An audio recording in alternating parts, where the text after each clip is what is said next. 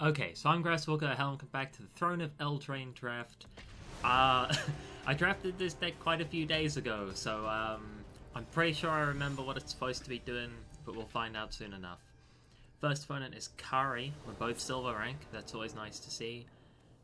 This hand, we got a Once Upon a Time for free. We can almost cast the Acolyte, and we can always take a land with the Once Upon a Time. So this seems good. All we need to do is find a swamp with Once Upon a Time. We may as well use that now. There's the swamp that we needed. And then we may as well play that swamp. So it looks like we're going to be going Forest and Plains and then casting the Rosethorn Acolyte. We don't want to transform his thing into 3/3. We also don't really want to cast the Acolyte's Adventure for no reason. Whenever it attacks or blocks, if you control a non-human, it gets +1/1.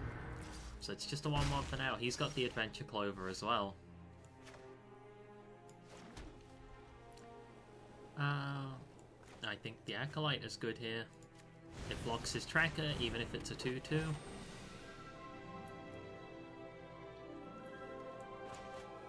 Feels good. This is loud. Shush. Shush. Alright, he's searching for a bunch of lands and putting them on the field. That's a good little Clover situation. That Giant's going to be huge as well. Thankfully, we can just shrink it with a transformation. So we have an answer for that eventually. Cost 2 less if your opponent has a green permanent. Nice. Whenever it does combat damage, draw a card. To a player, though.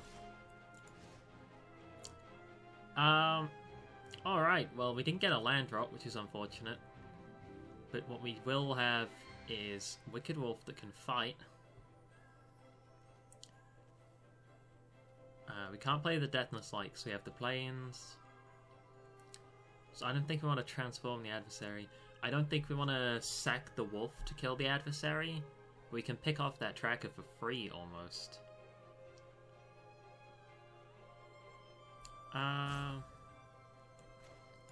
Yeah, I think picking off the tracker for free, and then we have a 3/3 body that can also kill the adversary, and then this wolf is looking like a 2-for-1. Tracker's dead, and it can still trade favorably with his other stuff. I don't think we have much, if any, food in this deck. We didn't draft much of that. He has food, though. 2 foods. This format's real slow with all the food. Not just slow in the gameplay where everyone has extra life, but also slow in the fact that having food holds up to triggers, and then you just sit there all the time. Wow, Outmuscle got me. Now he's going to draw a card as well. This game's looking bad. He's on 6/7 lands. Just found our 4th. We could speed out the Deathless Knight. Shrinking that wouldn't actually shrink it because there's a 1/1 counter. I think we'll play the Deathless Knight that trades to, threatens to trade with the 3/4. We don't have any life gain to bring it back yet, but eventually we will.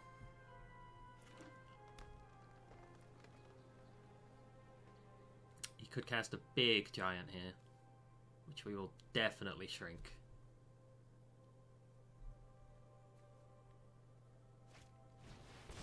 Nope, just more fighting and more card draw. This guy is stacking it up with the Outmuscles. That card seems sweet. Oh, he's just getting circles drawn around us at the minute.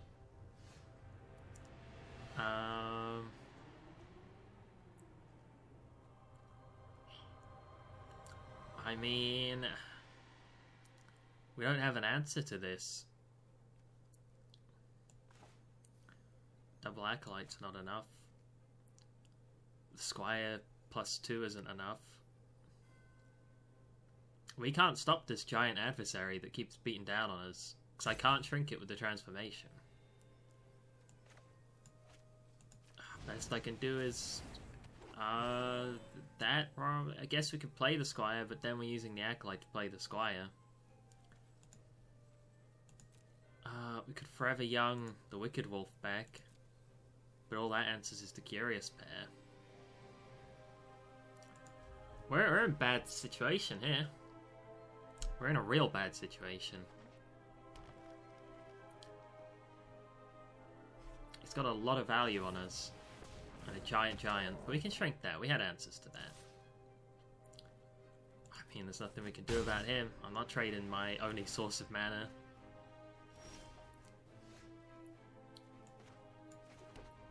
Alright. First protocol, we need to fuck that giant up. Nice. Garenberg Squire could be quite nice.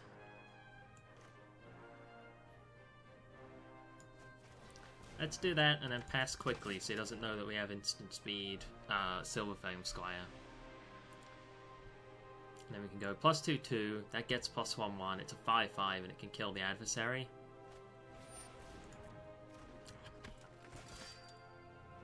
I want that Wicked Wolf back now. Sack 2 foods, get a giant. Jesus. What's going on? This guy's deck is stacked.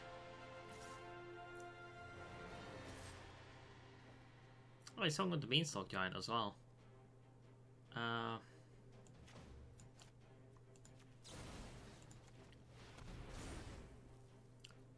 Oh, okay, when you cast a creature with adventure. Never mind. We'll just kill the giant then. But I guess it's an instant adventure. But it's also a creature that has adventure. But I'll keep that in mind for future Eldraine drafts. That the spell half doesn't consider itself as a creature spell. It makes sense, but it also kind of doesn't make sense. We're super fucking dead. Like, the deadest. We can get the Wicked Wolf back and snipe Farron. I think that's our best play. We don't want to use the green for that. Why is it trying to use my green for that?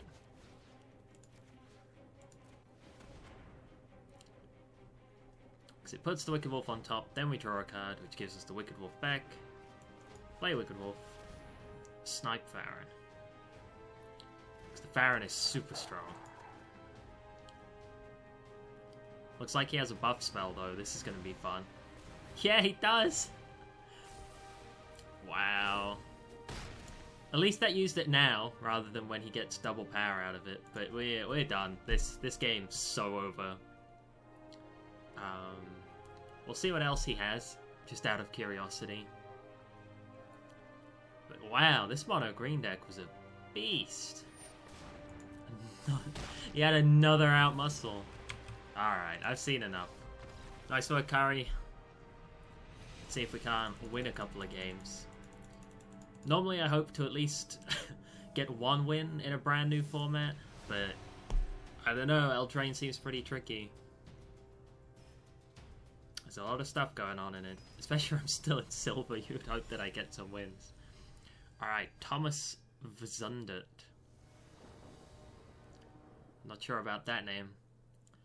We've got white cards which we can't cast. We've got black cards that we can cast, one of which draws us cards. This hand seems fine. Opponent goes first, we get that extra draw. Hopefully we don't get land screwed, but that's just kind of how it goes sometimes. Not doing anything for 3 turns, playing Bell of the Ball's a bit slow, but Eldraine's pretty slow. Like, a Wishing Well turn 1 is pretty slow. He milled quite hard though. Hopefully we can punish that. Or we can make it up to him and use our Foreboding Fruit to draw him some cards. Alright, a 1/4 is not very aggressive. We definitely want that Plains to come up. Curving Bell of the Ball into Archon would be quite sweet. Alright, more of the other colors. That's fine. I'll play the bell. It blocks the monitor, and it can also hit back. Because he only has one creature at the minute. He has the Mystic Sanctuary, but that's already missed its chance to do anything. Okay, what did he do? He tapped creature, doesn't untap. Alright, well he's using half a card to kind of temporarily shut down the bell. Whenever it deals combat damage to a creature, tap the creature doesn't untap. Okay, so it turns into an annoying creature. We have 7 cards, so I don't want to cast the fruit, because then we'll end up with too many cards. Almost. Play a land down to 6, play fruit down to 5, draw 2. Okay, so we can cast it.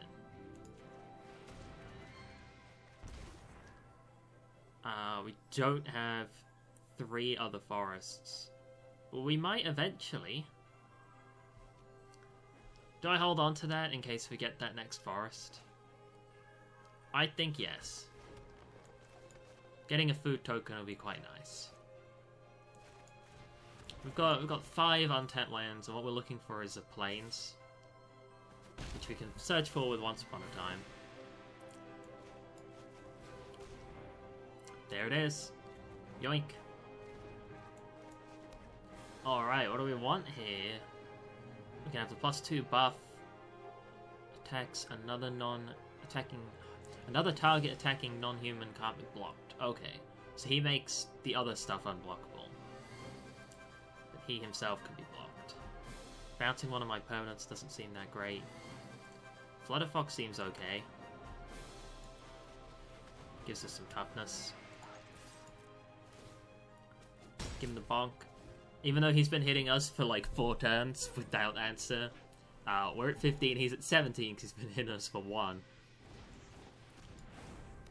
Alright, there's his Ice Queen. We can bounce the turtle back. And then we take 1. Fabro Elder, that's looking good. That's a 3-3. A 3-3 that gives 3 mana. Woohoo! Could also play the Archon, start messing with his mana, because he needs to attack with a lot of creatures to attack. If we play the Elder, we could go Archon plus a load of other stuff. Let's go for the Elder. I don't really want to throw the cabin down just yet. Is there anything worth Forever Younging? There's nothing in there. So I think we'll hold on to that. The drawing a random card, I don't think is that important. I should have sung with the Bell of the Brawl because he was tapped. That was a mistake. We could have both been at 14. That was a very silly mistake. That's a lot of damage. Well, that looks like he's swinging anyway. So now we get some interesting blocks going on. He has to have buff spells. Bluff spells. Well, he might be bluffing, but he might have buff spells. The obvious is Bell plus Fox on the turtle, and then Elder on the Queen. But that seems too obvious. So I'm going to offer him Bell on Queen, and then these 2 on the River Turtle. We'll see how that goes. I don't want to put the Elder on the Queen, and then he bounces a creature of mine, and then it shrinks.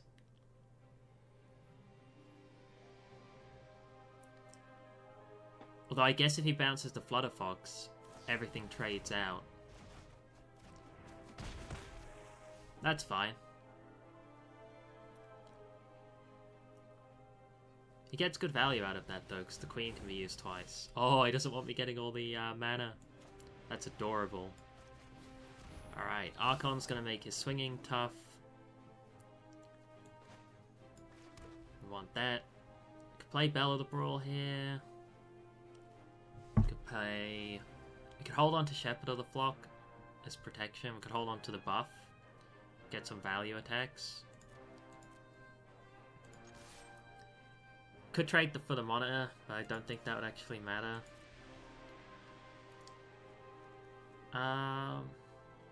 Do we hold on to the buff or not, basically?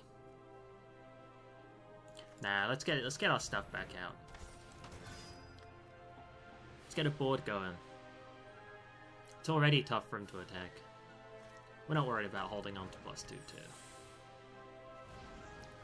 I collect a Queen of Ice. That's an okay turn, but not as good as what we're doing. I still think we just hold on to the cabin. We have so much mana from this Fabro Elder. So we can make some dangerous attacks and bounce anything that gets blocked too well. Protection from white. I'm not worried about him mulling us both, because that actually benefits me with Forever Young. Bell of the Roar can bait out some attacks. This has Vigilance. So we're going to see what he does.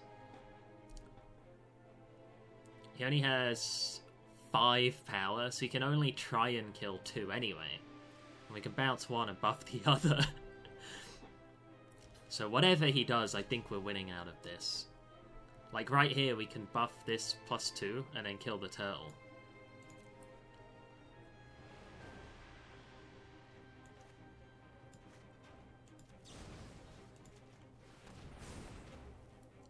We get that sweet untap. Turtle's dead. He took 6 damage.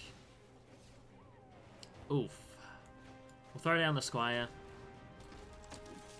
We might be casting this Squire next turn, and then he's a 3/3, and that's pretty big. We have 5 mana to play with. Oh, jeez. Alright. Well, he doesn't have the Adamant, because he had 4 blue. Choose a creature card in your graveyard. If you do, return it to the battlefield with an additional 1/1 counter. Okay. So he's going to revive the turtle. That's his only option. I thought we could cheese him and Forever Young his card back on top of his deck, but that's not an option. Alright, my turn. We could bounce something if we wanted, but we don't want to. There's our forest, so now we get a food token. Next turn, at least. May as well cast the Squire pre-combat, so we have a 3/3. And then let's get some nice swings in. This is a lot of damage. He's got 11 health, and we can bounce whatever he blocks.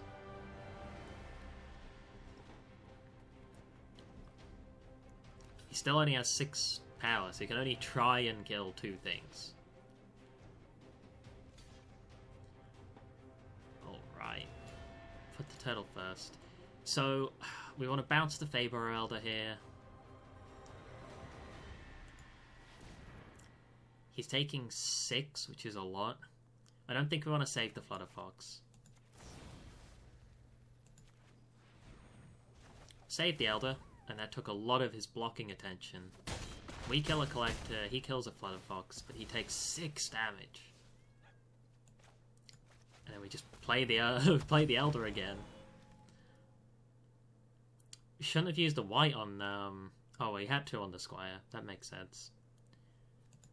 We could Forever Young the Fox back, but I don't think we want to. I don't think that's good enough. We want to wait until he starts killing our good stuff.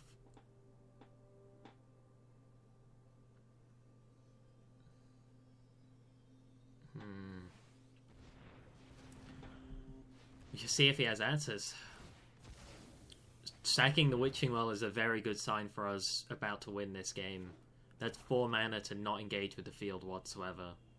And he needs to answer it, because 3 blockers, 5 creatures. Alright, now he's okay. He lives.